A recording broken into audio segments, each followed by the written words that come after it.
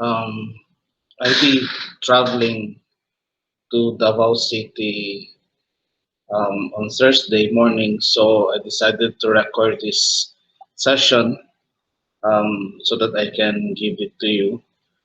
Our topic for this session is vertical circulation. So basically, we're talking about stairs and ramps, and in principle, it includes escalators and elevators. So stairs, ramps, elevators, and escalators provide access to different floor levels within or on the exterior of a structure. So stairs and ramps are often used in buildings 3 stories in height and less, whereas elevators and escalators are employed on buildings of 4 floors or more. Now, there is a law which will require you to use the elevator, and it is the fire code of the Philippines, and I think also the building code. At certain height or a certain number of floors, I think 15 meters or 3 stories, you're allowed to not use an elevator, but beyond that, you have to use an elevator. But to make sure, just check on the laws. So a stair is usually constructed from wood, steel, or concrete. Okay, their design and construction must meet a number of building codes and BP 344 requirements for configuration, width, risers, treads, landings, and handrails. So BP 344 is also known as the accessibility law or accessibility code. So you have to look it up to know what are the provisions that affect the designs of stairs and ramps. So this is basically in support for persons with disabilities. Okay, so and most of the time when it comes to stairs and ramps, so we go directly to BP 344 because they have more stringent standards. Otherwise, you might fail in terms of code uh, application. So here you have a drawing that shows a stair um, and some of the things that will appear in the code, like for example the riser heights or the tread, their minimum dimensions or maximum, or the slope of um, to the riser, and then also how far a handrail can extend, and then how high it should be. So these are things that are considered. And it's the same with the ramps. It also has to abide with the BP 344. So in many cases, a stair is augmented by a ramp that provides vertical transit for physically impaired individuals or ease of moving heavy objects. Um, for example, in our design class in second year, they have a big problem because their plate is a 2 story house on a sloping site, and then the site at one at the front has a road, but at the back it's open to the beach, and then there should be an access for the owner to go to the beach. But to design the uh, building or the residence, you sometimes end up with a building on stilts if you don't know how to work with the slope. No? And then so to provide access from the building to the beach, so they have to make a very long ramp. Okay, and it's the very problem that really is making uh, it a challenge in terms of creativity and designing ramps. In this session, however, we will just concentrate on the stairs. Okay, there are many types of stairs, and they have some names which we should be familiar with. The simplest one is a straight run. The straight run may have a landing in between, or it may just go direct. Um, there's also the L-shaped, often used in corners. And then that L shape can be in any configuration as long as it turns 90 degrees. So for example, in this illustration, when you go into a landing, you can turn and you can keep on turning. So it's a combination of many L shapes. Then you have the U shape that simply goes back. You turn around and it goes back. This is more common in the residences after the straight run. Then you have a winder where the landing is actually made up of steps which are angled. So, and they are called winders also. Um, and this, although this helps in tight spots where you need more steps and you have little space, but it's also not very comfortable, especially around the corners where the the the steps would meet. No? We also have a curved stairs, which looks like this. However, if they converge at one point like this below, so it's already a spiral staircase. Okay, and a spiral staircase is also very popular, especially in very small places. Normally, as made of steel, because it's different to make it in wood. And then for example, in just one room, you can have that in a corner to access a loft or a library or something like that. We also have what we call the scissor stairs. It's like two U shapes, what was that? U-shaped stairs, no? Which are uh, uh, like inserted, no, together, like how you see it here. So you actually have two types of stairs here. One is the gray one, the gray stair, and then the white stairs. Okay, so this is very good very economic in terms of uh, space, use of space. Although it can be quite you have to be more creative, no, to be able to use this, and that also applies to a spiral staircase.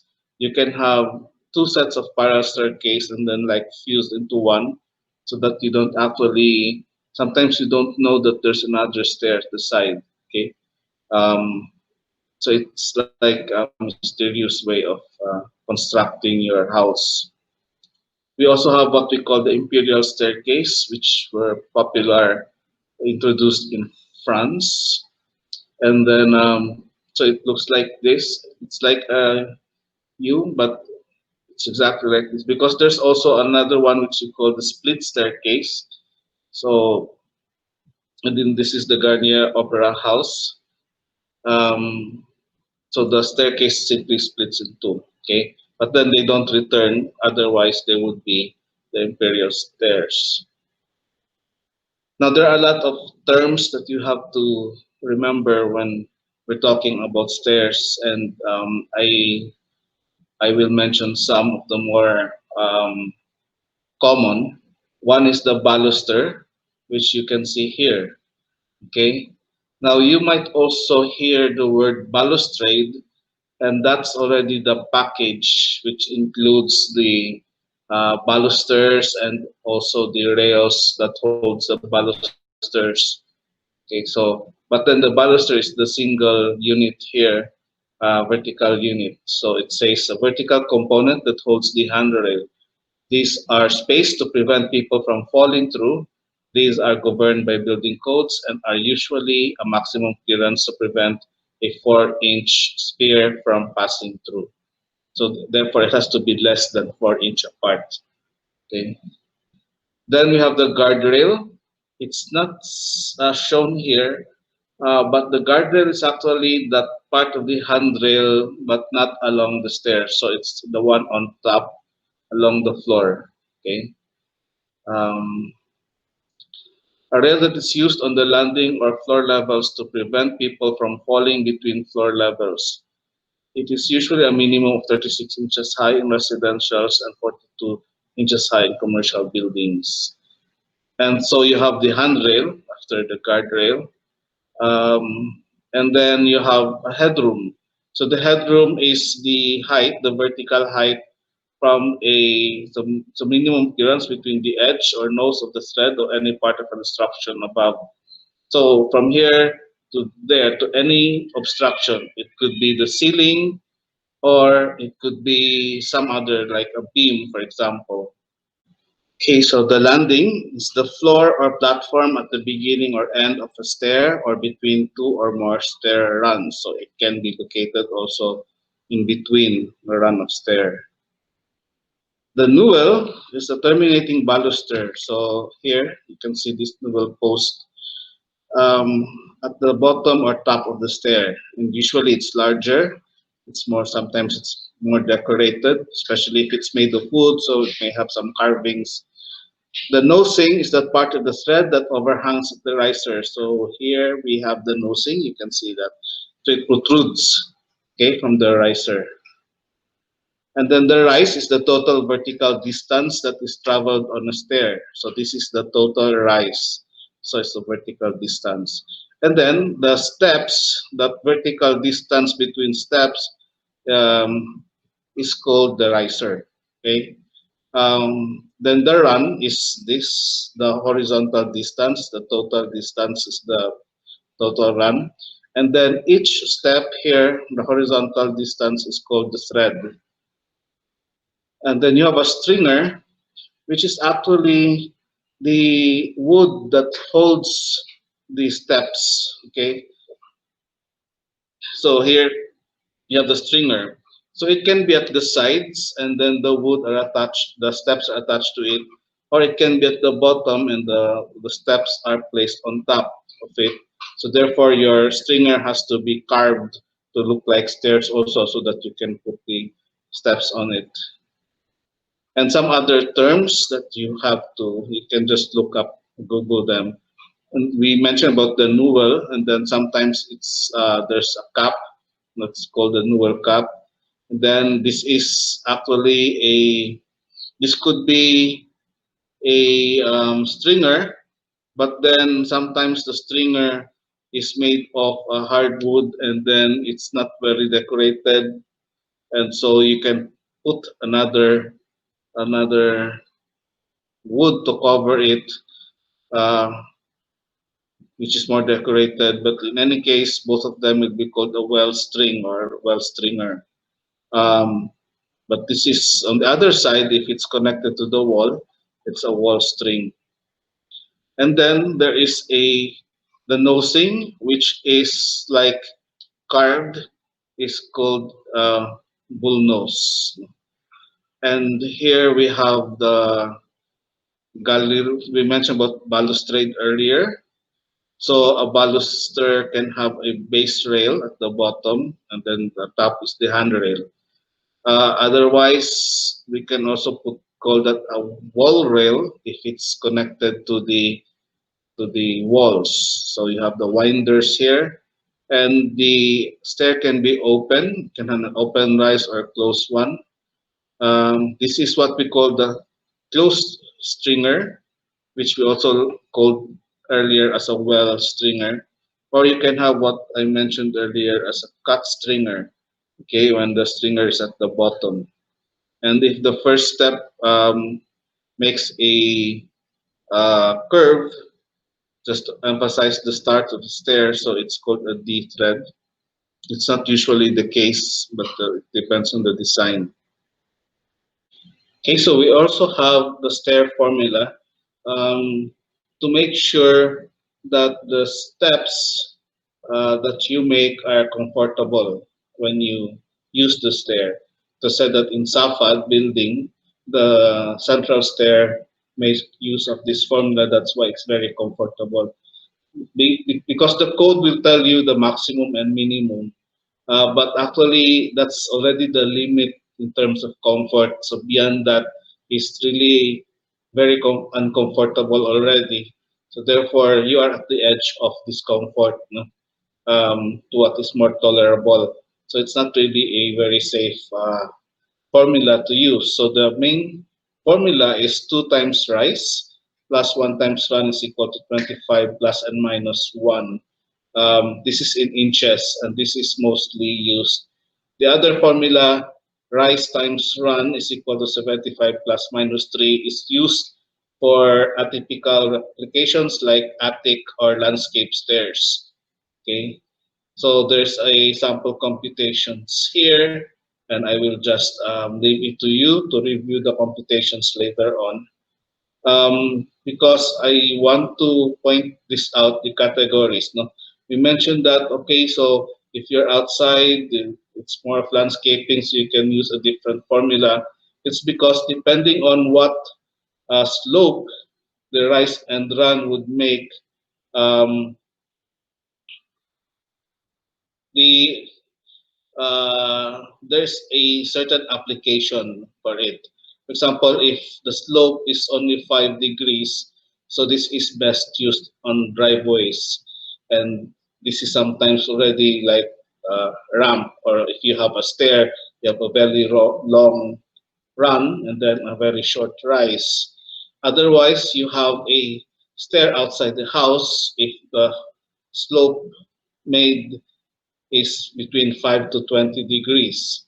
And then between 20 to 30 degrees, this is more for a stair for public use. Could be outside like a park. But inside the house and flat, the stair usually makes a slope of 30 to 41 degrees. And then going to the 45 degrees are stairs leading to the basement.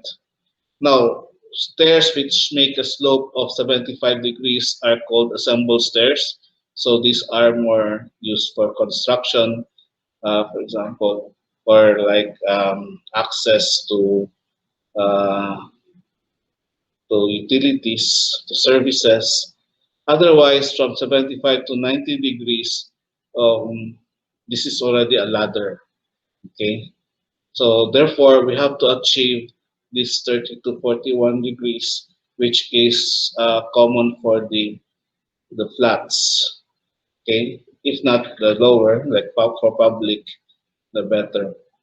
To measure the stairs, so we have this the thread is from the surface of the riser to the tip of the nosing. Um, and then the rise includes also the tip of the top of the thread to the next top of the thread.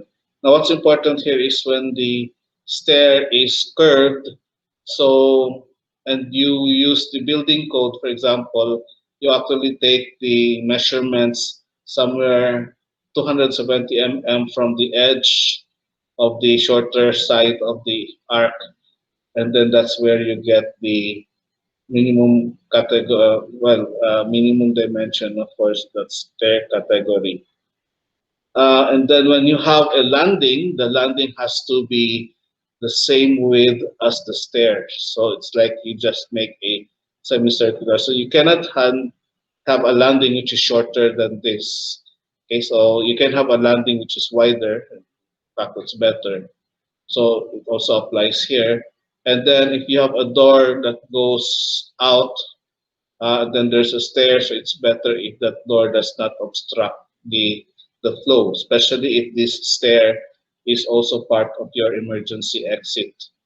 Now, to dimension the stairs, what you need to dimension on the floor plans, the landing size, the width, and the run of each stair. So total number of dimensions and dimensions of the risers and runs are also shown on the plan. So here, for example, the total, the landing, total for the run, you can write how many steps there are and what are the distances, the common distance for each step, instead of dimensioning each step. Okay, so that your drawing is more simple than, of course, another landing here. Then the width. So it has to be the clear width, so inside from face of wall to face of wall, not in between the center of wall to center of walls. The vertical heights of the stair rise and the handrail are what you dimension in terms of section or elevations. Okay, anything that you cannot see in the floor plan, you dimension here. So in plan view, if you notice, the stair is cut. This especially happens if you have a floor below and then a floor above, and then you have a stair that goes below and goes up. No? So we cut the stair right at around 1 meter from the ground, and then for the stair going up, of course, because we cut the, when we talk about the floor plans, it's like we cut the floor somewhere half or somewhere like 1 meter from the ground, and so that's why part of the stair is cut. But the stair going down is not cut, so everything is shown. So it's like like so. No? Here, since this is a the ground floor, you can also show more of the stairs if you want, instead of cutting it only to 1 meter from the ground. Since there is no stair going down below, so you can show more of the stairs. Okay, and then you cut it just before it reaches the second floor. So this is what happens in the next floor, which is the in, in European standards. So you have the ground floor and then you have the first floor instead of saying second floor. And the second floor here is actually the third floor. No? So here in their first floor, so you can see a stair going up and then a stair going down. But then um, in the third floor, since there's no stair going up, so you see all the stairs going down without any cut. Okay, because you see it from the top. No? General plan at level 1 ground. So I mentioned to you that you can show more of the stairs going up if you are in the ground floor and then there's no other stairs going down.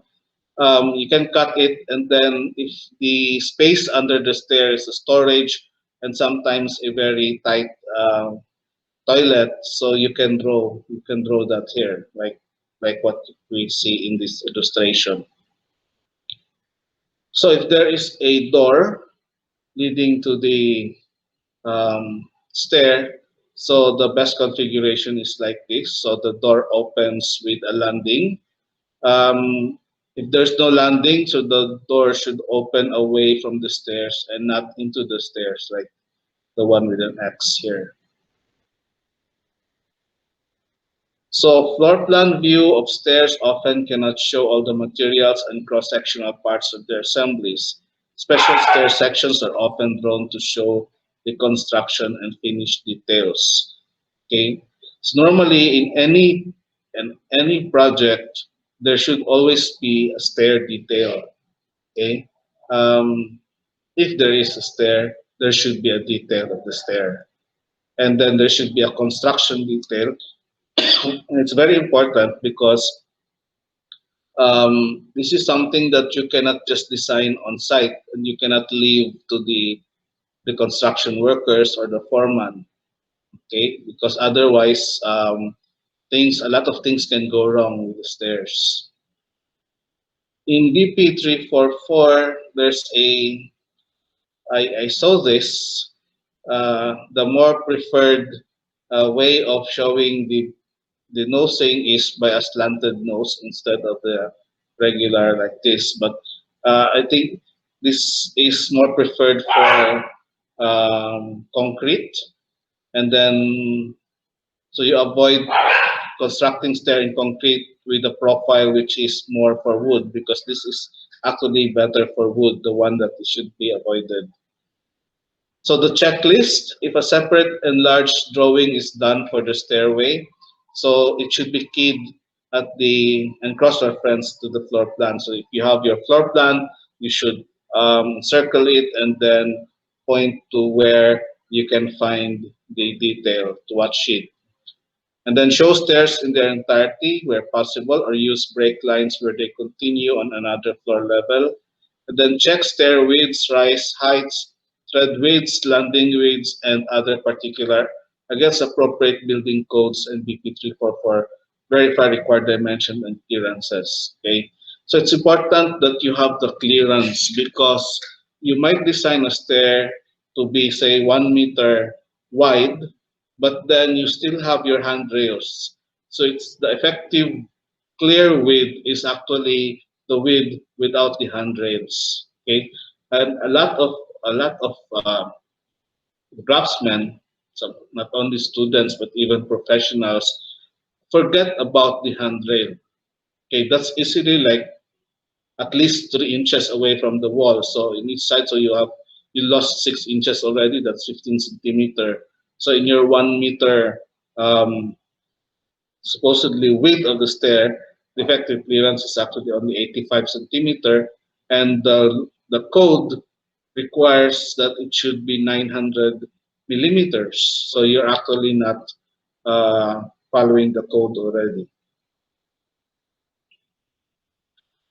In terms of notation, call out direction of travel, either up or down.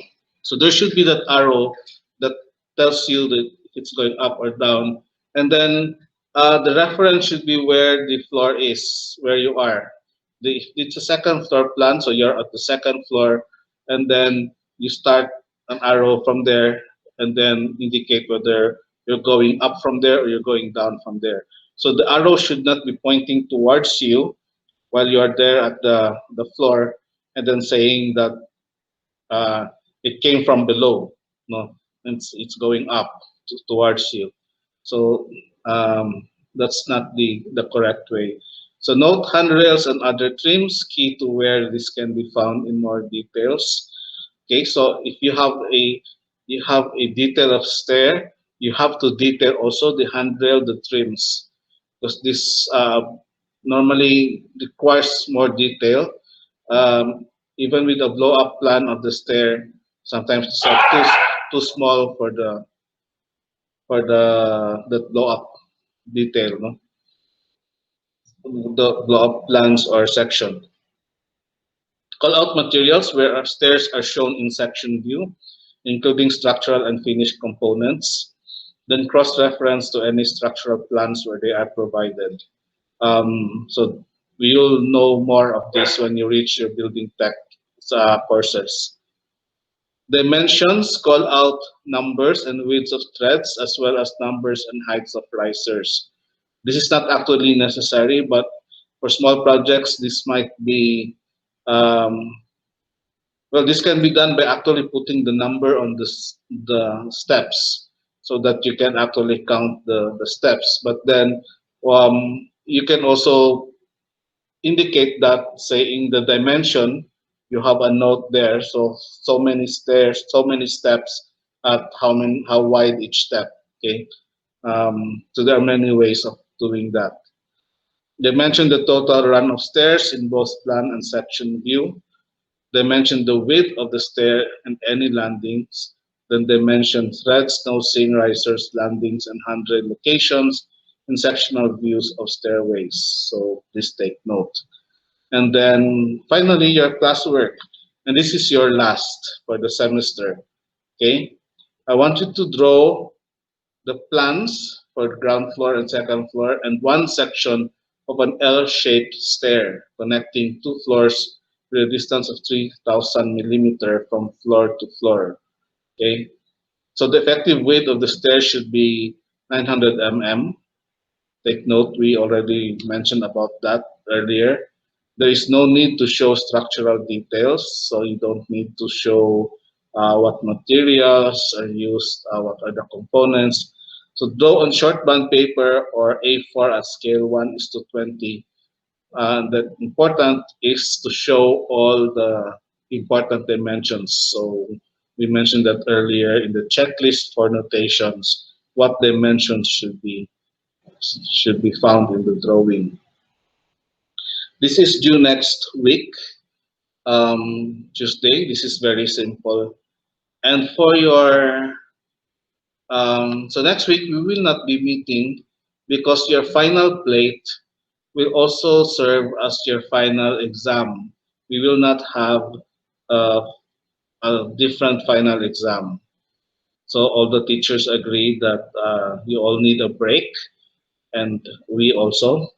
So I think I will post the details of your final exercise or your final exam um, next next week. Okay, maybe on Monday. I still have to confer with the other teachers.